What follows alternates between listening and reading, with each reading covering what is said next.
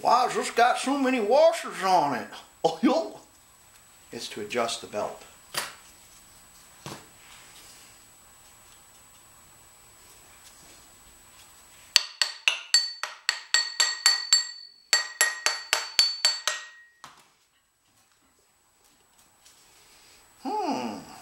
Things that make you go,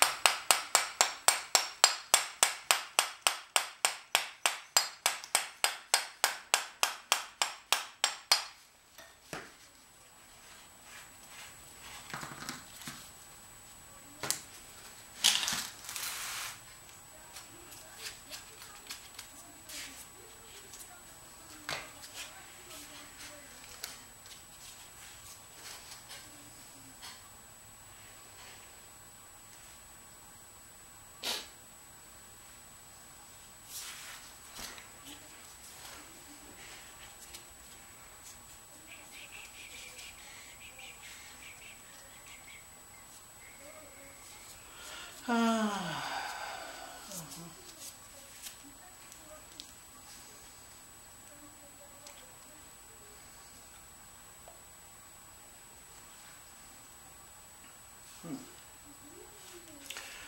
it appears that they don't want you to service those bearings, but I can feel them, and they are pretty smooth. Yeah, there's no roughness in them, so that's good. We'll clean everything up. We'll clean our commutator. We'll look at our brushes and clean all the cobwebs out of the inside. It looks like it's got good brushes there. Lots of brush there. We'll clean that up. When I was using my puller, I made a piece out of a little brass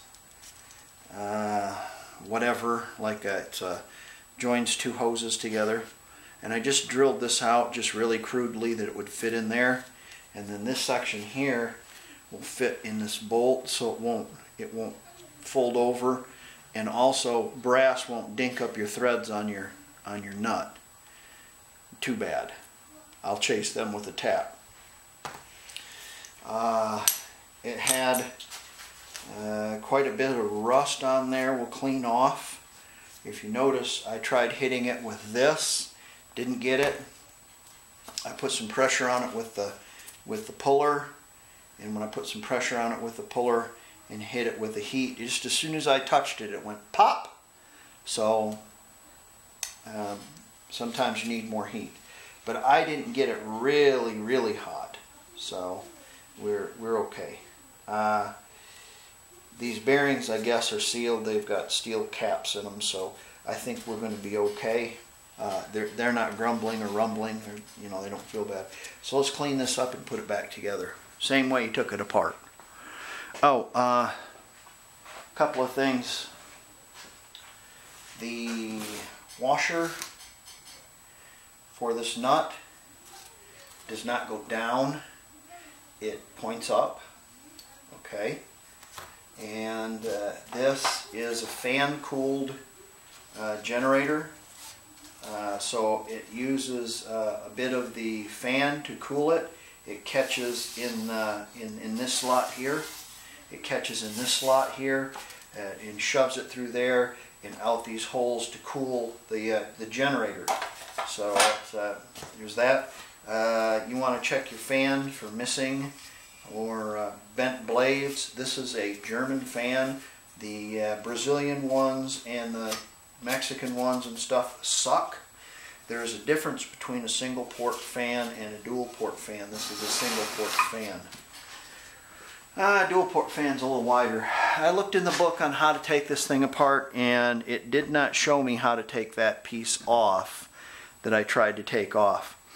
Also, oh yeah, I went over cleaning it. Okay, let's put her together. I took this whole thing apart and I turned it upside down. A warpy washer come out of it. It's a really thin little warpy washer, and it goes on the front of your bearing over here. So don't forget that.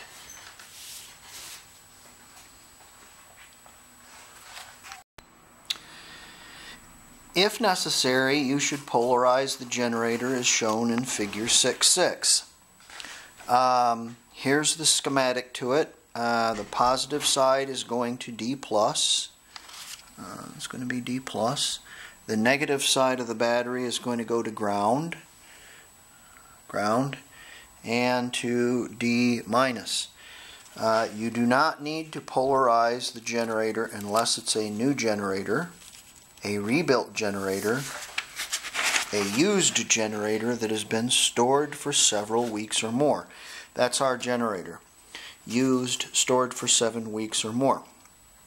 Also, polarizing generators that have undergone electrical testing while disassembled. During polarization, the motor or the generator should be allowed to run briefly as a motor in order to give the pole shoes residual magnetism of the correct polarity. Without residual magnetism, the generator will not generate enough electricity to the closed circuit cutout relay in the regulator when the engine is started. So, we have to run this as a motor briefly to make it polarize the magnets, and that way it will generate electricity properly. It'll also tell us if we have it together right. Ha! So let's run it as a motor, just as they show it. It says briefly, so it shouldn't be a problem.